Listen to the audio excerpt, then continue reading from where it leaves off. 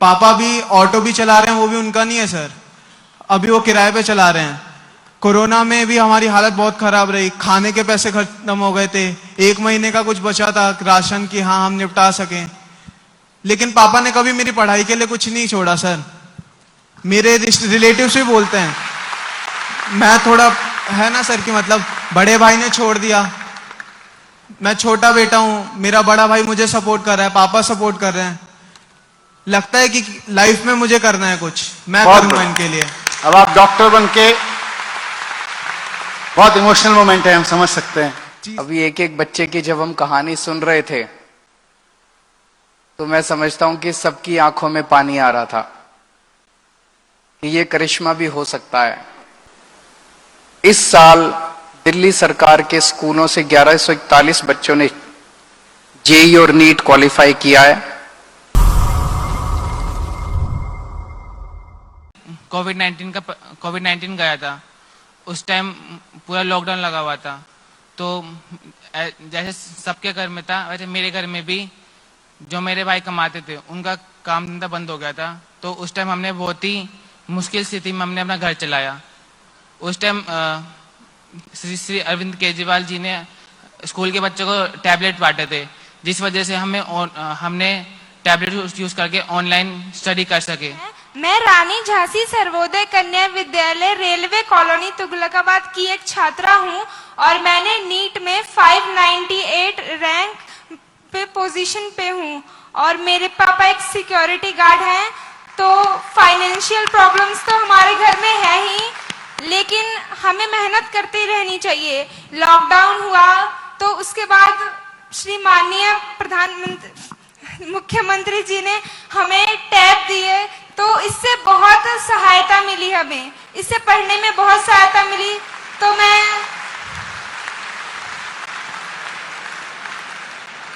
माननीय मुख्यमंत्री जी का बहुत बहुत आभार प्रकट करती हूँ कि उन्होंने हमें टैब दिया और सरकारी स्कूलों को इतना अच्छा बनाया कि बच्चे बिना कोचिंग के इतना अच्छा स्कोर कर पा रहे हैं।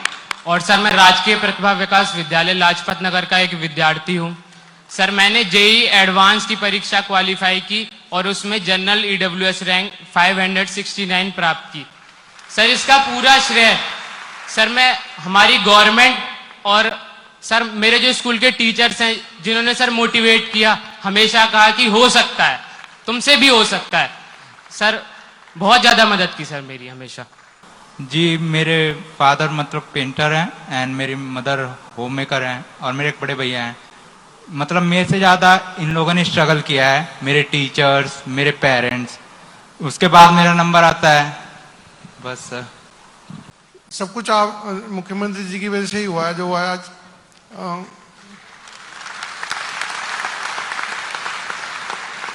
और ज़्यादा कुछ सर मैं कह नहीं पाऊंगा क्योंकि बहुत खुशी का मौका है परिवार में। अब बेटा डॉक्टर बनेगा। जी सर, बहुत शानदार, प्रेरित, प्राउड ऑफ यू।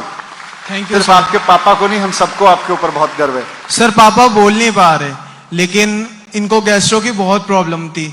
एक टाइम ऐसा आता था कि दिन में 3-3 बार ये दर्द हो रहा है और वो स्टमक पेन था। कुछ लोगों ने बताया कि वो किडनी में कुछ प्रॉब्लम हो सकती है, कुछ ये हो सकता है। हमने सबसे पहले प्राइवेट ट्राई किया और वहां पे कुछ फेक रिपोर्ट्स आई हमारी और काफी आपको पता ही है सर, लोन वगैरह बहुत दिक्कतें हुई। लेकिन फिर पापा हार नहीं मान रहे थे और दिन में पूरे दिन मतलब 1-1.5 घंटे आपके स्टमक में पेन हो तो आप समझ सकते हैं सर कि मतलब चलना मुश्किल, लेटना मुश्किल, बैठना मुश्किल। पापा भी ऑटो भी चला रहे हैं, वो भी उनका नहीं है सर, अभी वो किराए पे चला रहे हैं। कोरोना में भी हमारी हालत बहुत खराब रही, खाने के पैसे खत्म हो गए थे, 1 महीने का कुछ बचा था राशन की, हाँ हम निपटा सकें। लेकिन पापा ने कभी मेरी पढ़ाई के लिए कुछ नहीं छोड़ा सर।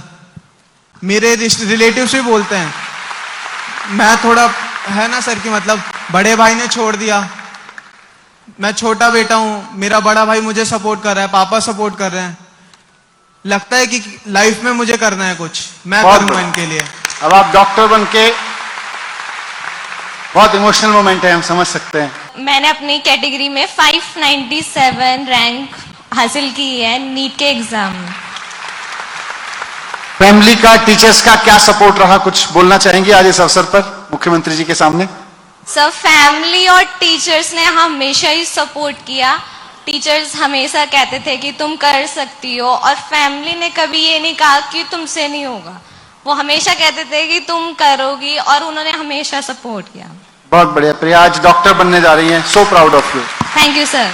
और मैंने इस साल जेई क्वालिफाई किया और मेरी कैटेगरी रैंक 881 है। आपके फादर क्या कर रहे हैं? आपके फादर यहाँ? नो सर, मम्मी आई है आज। मम्मी आई हैं, बहुत बहुत बधाई। आपका बेटा अब इंजीनियर बनेगा, शानदार काम करेगा।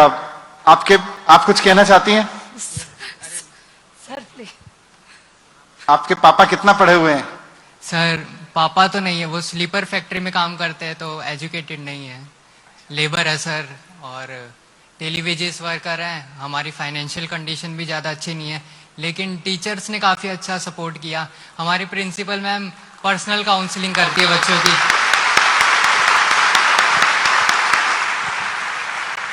ऑनलाइन में भी उन्होंने हमेशा अपने मतलब पर्सनल काउंसलिंग चाहिए होती है बच्चों को, तो वो हमेशा 2 लाइनें ज़रूर बोलती थी कि एक बार 3 बार ये बात बोल के दिखाओ, you can you will, you can you will, you can you will.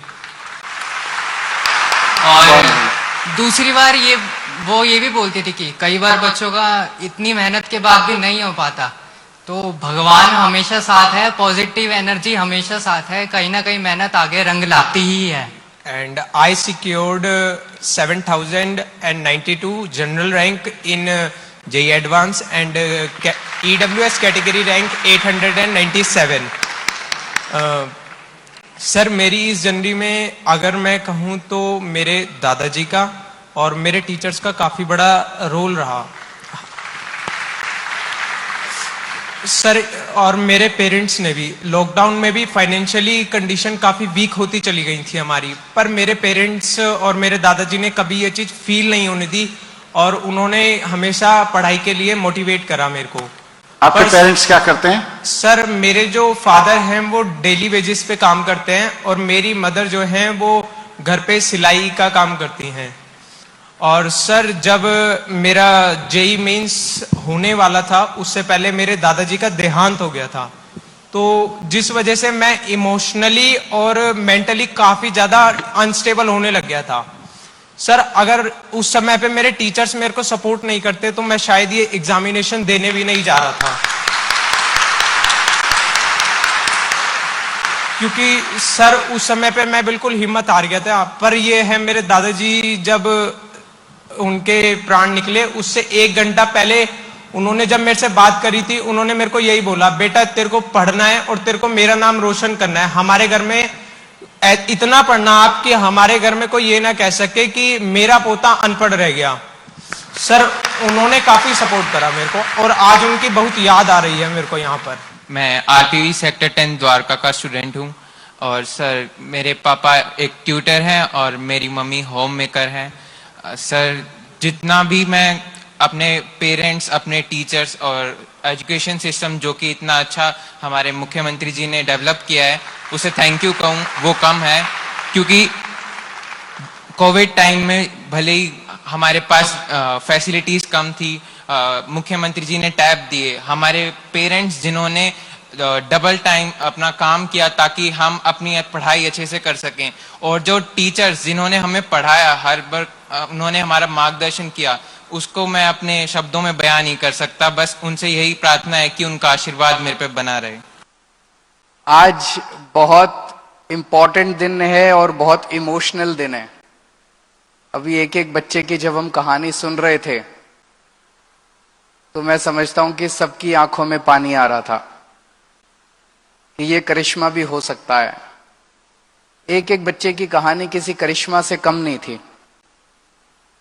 हमारे 648 बच्चों ने, सरकारी स्कूलों के बच्चों ने,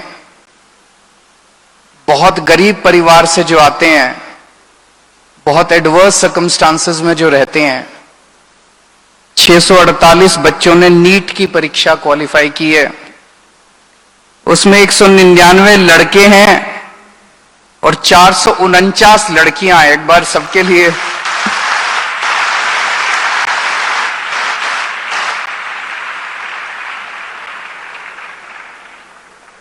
लड़कियां पूरी तरह से बाजी मार ले गई और जेई में 493 बच्चों ने क्वालिफाई किया, यहां पे लड़के बाजी मार ले गए। 404 लड़के, 89 लड़कियां। इसमें लड़कियां ज्यादा डॉक्टर बनना चाहती हैं और लड़के ज्यादा इंजीनियर बनना चाहते हैं। 1141 बच्चों ने इस साल दिल्ली सरकार के स्कूलों से 1141 बच्चों ने जेई और नीट क्वालिफाई किया है। इन सभी बच्चों को मैं शुभकामनाएं देता हूं, इनके पेरेंट्स को शुभकामनाएं देता हूं, इनके टीचर्स को शुभकामनाएं देता हूं। अभी हमने एक एक बच्चे की कहानी भी सुनी और एक बच्चे, मेरे ख्याल से हर्ष था उसका नाम, जिसका शायद 569 रैंक आया है। मेरा 563 रैंक आया था।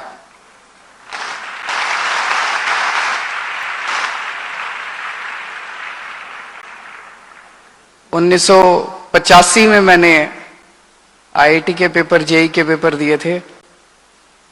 मेरा 563 रैंक था, इनका 569 रैंक आया है। मेरा एक सपना था, इस देश ने मुझे बहुत कुछ दिया है, मैं बहुत साधारण व्यक्ति हूं और आज जो कुछ, बैठो बच्चे बैठो, और आज जो कुछ भी हूं इस देश की वजह से हूं। इस देश ने मुझे बहुत कुछ दिया है।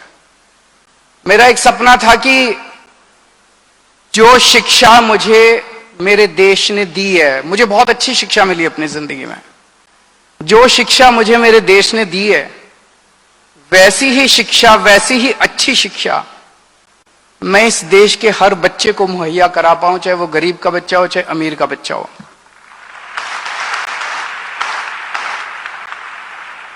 और आज मुझे बेहद खुशी है कि दिल्ली के अंदर कम से कम हम लोग हर गरीब के बच्चे को और हर अमीर के बच्चे को अच्छी से अच्छी शिक्षा मुहैया करा पा रहे हैं।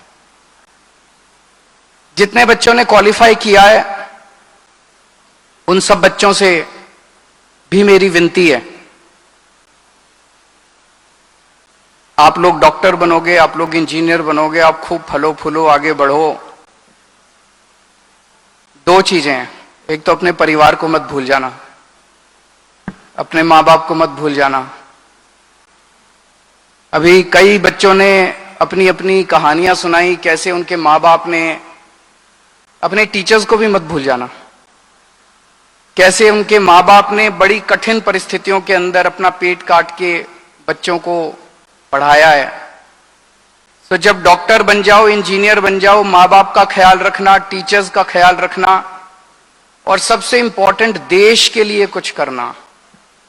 ये जो इतनी अच्छी आपको शिक्षा मिली,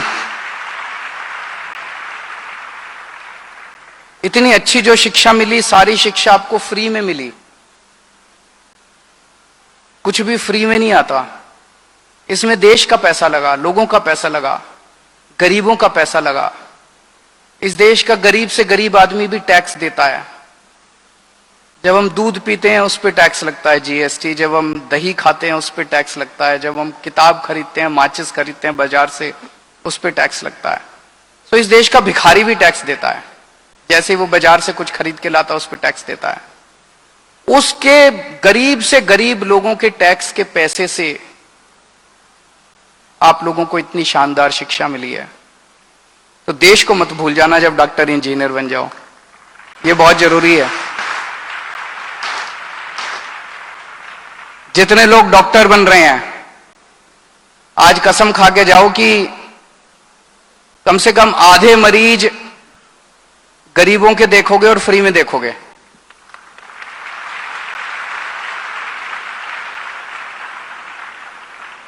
जितने इंजीनियर बन रहे हैं, आप भी अपने अपने स्तर के ऊपर देश के लिए जो बन सकेगा वो करोगे।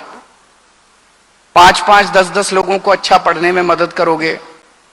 तो देश को मत भूल जाना।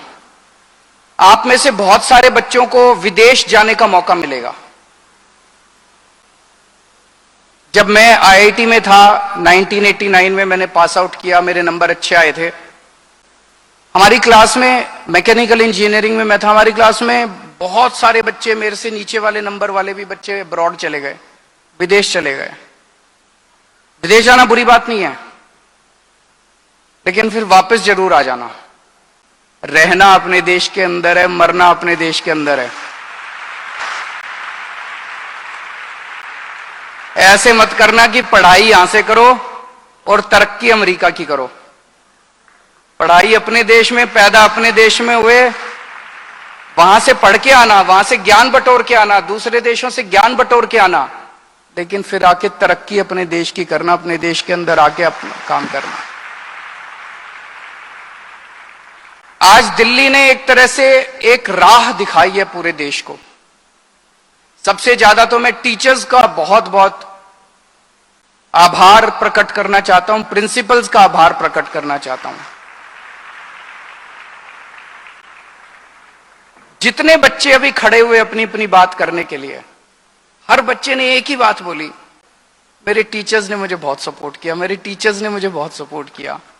कभी सुनते थे सरकारी स्कूलों के अंदर, एक टाइम ऐसा था 2014 के पहले जब हमारी सरकार नहीं बनी थी, उसके पहले सुना करते थे सरकारी टीचर तो ऐसे हैं, काम नहीं करते, सरकारी टीचर तो वैसे हैं, आते हैं पेड़ के नीचे बैठ के स्वेटर बुनते रहते हैं, ये सब सुनते थे ना।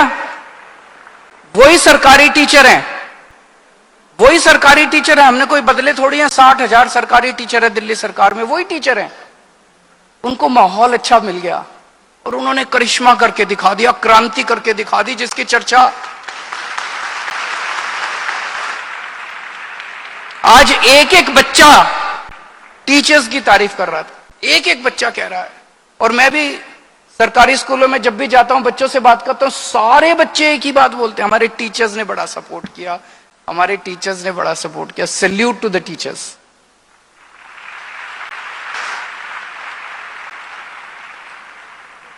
हमारे देश में एक तरह से दो पैरेलल शिक्षा प्रणाली चल रही है, एक गरीबों के लिए और एक पैसे वालों के लिए। गरीबों के लिए सरकारी स्कूल होते हैं, और पैसे वालों के लिए प्राइवेट स्कूल। जो भी आदमी बेचारा थोड़े से पैसे कमा लेता है, वो चाहता है मैं अपने बच्चों को सरकारी स्कूल से। सरकारी स्कूलों का पूरे देश में, अब दिल्ली में तो काफी सुधार हो गया, पूरे देश के अंदर सरकारी स्कूलों का बेड़ा गर्क है। 18 करोड़ बच्चे अपने देश के सरकारी स्कूलों में पढ़ते हैं। 10 लाख सरकारी स्कूल हैं देश के अंदर।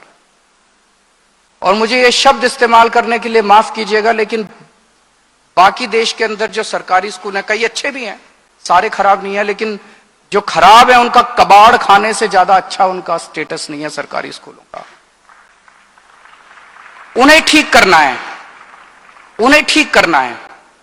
गरीबों के 18 करोड़ बच्चों का भविष्य खराब है।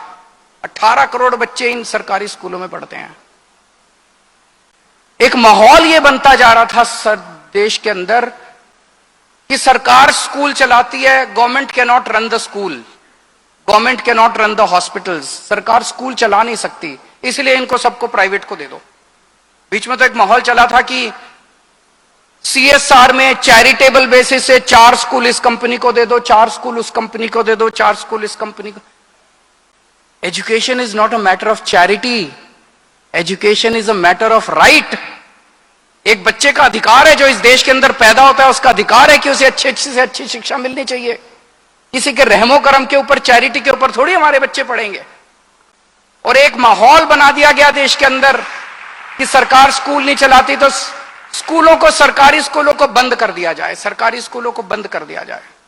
सरकारी स्कूल अगर बंद हो गए, ये 18 करोड़ बच्चे जो सरकारी स्कूलों में जाते हैं, इनके माँ बाप के पास पैसे नहीं है। अगर सरकारी स्कूलों को हमने बंद कर दिया तो ये 18 करोड़ बच्चे तो अनपढ़ रह जाएंगे। और अगर 18 करोड़ बच्चे हमारे अनपढ़ रह गए तो देश आगे कैसे बढ़ेगा? देश दुनिया का नंबर 1 देश कैसे बनेगा? भारत दुनिया का नंबर 1 देश कैसे बनेगा? एक ही चीज है जो भारत को नंबर 1 बना सकती है, वो है शिक्षा। आज ये जितने बच्चों की कहानियां सुन रहे हैं, किसी के पिताजी 8,000 रुपए महीना कमाते हैं, किसी के पिताजी 10,000 रुपए महीना कमाते हैं, किसी के पिताजी 15,000 रुपए महीना कमाते हैं। अब ये बच्चा IIT से पढ़ के आएगा, उसकी स्टार्टिंग सैलरी 2 लाख रुपए महीना होगी। डॉक्टर बनेगा, उसकी स्टार्टिंग तनख्वाह 3 लाख रुपए महीना होगी। तो उतने परिवार तो अमीर हो गए ना। हम अपने देश को अमीर कैसे बनाएंगे? हम अपने देश को अमीर कोई पैसे बांट के थोड़ी बनाएंगे। शिक्षा दे दो सबको, हर बच्चे को अच्छी शिक्षा दे दो, वो अपने परिवार को अमीर बना लेगा। अगर हम अपने हर बच्चे को अच्छी शिक्षा दे देंगे, एक जनरेशन के अंदर, एक पीढ़ी के अंदर हम अपने देश से गरीबी दूर कर सकते हैं। ये मेरा दिल कहता है और ये हमने करके दिखा दिया। तो मेरा अपना मानना है, पहले ये कहते थे सरकारी स्कूल ठीक नहीं हो सकते।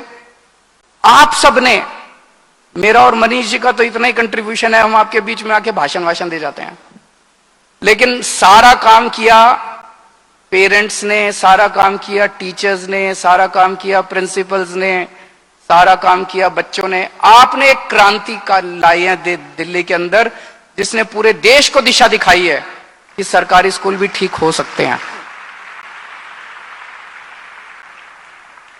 अभी भी मैं कई रोज खबरें पढ़ता रहता हूं, इस राज्य के अंदर इतने स्कूल बंद हो गए, इस राज्य के अंदर इतने, कहते हैं पैसा नहीं है सरकार के पास। मैं मानता हूं पैसा लिमिटेड है, लेकिन हमारे ऊपर है कि हम उस पैसे को कहां खर्च करें। मान लो एक गरीब आदमी है, उसकी तनख्वाह 20,000 रुपए 25,000 रुपए महीना है। एक आदमी अपनी जिसकी 20-25,000 रुपए महीना तनख्वाह है, वो एक टाइम वो सबसे ज्यादा तवज्जो किस चीज को देता है? मेरे बच्चों को अच्छी पढ़ाई, मेरे बच्चे पढ़ लिख जाएं, बड़े आदमी बने, यही देता है ना। हर आदमी सबसे पहली तवज्जो अपने परिवार में शिक्षा को देता है। टीवी बाद में आ जाएगा, फ्रिज बाद में आ जाएगा, घूमने बाद में चले जाएंगे, सिनेमा बाद में चले जाएंगे, अच्छे कपड़े बाद में पहले, बच्चे को अच्छी शिक्षा मिलनी चाहिए। तो अगर एक परिवार के अंदर हम सबसे ज्यादा तवज्जो शिक्षा को देते हैं, तो देश के स्तर पे, राज्य के स्तर पे भी तो दे सकते हैं। बजट तो लिमिटेड है, दिल्ली सरकार का भी बजट हमारा लिमिटेड था जब हमने सरकार संभाली, लेकिन हमारा यह था यार कुछ भी कर लो, थोड़ी सी 2 सड़कें कम बना लेंगे, 2 पुल बाद में बना लेंगे, बच्चों को पहले अच्छी शिक्षा देंगे। हमने बच्चों को अच्छी शिक्षा के ऊपर जितने पैसे की जरूरत है उतना पैसा लगाया। तो कर तो सकते हैं, प्रायोरिटीज की बात है कि क्या शिक्षा सबसे बड़ी प्रायोरिटी है। मेरा दिल कहता है दिल्ली के अंदर हमने करके दिखा दिया, पूरे देश में हो सकता है। 18 करोड़ बच्चों को बहुत शानदार शिक्षा मिल सकती है, पॉसिबल है, संभव है। हमने करके दिखाया, पूरे देश के अंदर हो सकता है। और अगर हमने अपने 18 करोड़ बच्चों को अच्छी शिक्षा दे दी, मैं बता रहा हूं हमारा देश अमीर देश बन जाएगा और हमारा देश दुनिया का नंबर 1 देश बन जाएगा। आप सब बच्चे जो हैं, बहुत आपकी एक एक की कहानी बहुत प्रेरणादायी है। मैं शिक्षा विभाग से निवेदन करूंगा कि सब बच्चों की कहानियां निकाल के सोशल मीडिया पे डाली जाए, ताकि एक एक बच्चा 100 बच्चों को इंस्पायर कर सके, ताकि और दूसरे बच्चे भी इनकी कहानियां सुन के, इनके पेरेंट्स की कहानियां सुन के प्रेरित हों कि इन्होंने किया, हम भी कर सकते हैं। सभी बच्चों को बहुत शुभकामनाएं, बहुत आशीर्वाद। God bless you. Thank you so much.